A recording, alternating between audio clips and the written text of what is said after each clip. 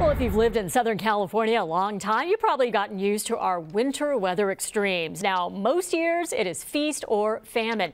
But the question that a lot of people are now asking, are our weather extremes getting worse? Meteorologist Anthony Yanez has the answer. The past several years, we've ricocheted from extreme drought to flooding, record warmth to the highest Sierra snowpack on record. But is this climate pattern a glimpse of our future, or simply a part of what Southern California usually gets? With the exception of this month, most of our SoCal mountains have looked like this winter. Lots of brown and not much snow. And when it does snow, our warm winter temperatures quickly melt it. Last year at this time, you could hardly see the ground. There was so much snow. But 5 of the last 6 years have looked like this. And the concern is this is becoming much more of the norm than the exception. Like being a farmer, you get a good crop some years you don't, and that's the way we look at it in the ski business. We're always eternal optimists in this business. But is this kind of thinking realistic? Snow is melting earlier in the year. When precipitation falls, we're getting relatively more rain relative to snow, and that snow line is going up.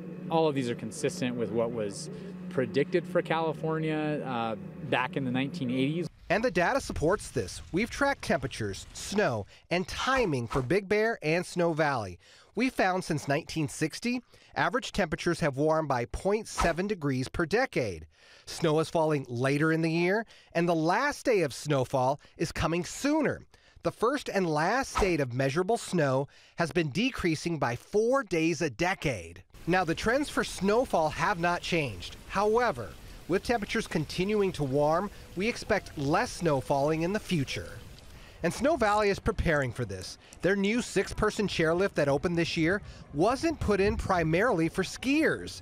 It was built with summer in mind.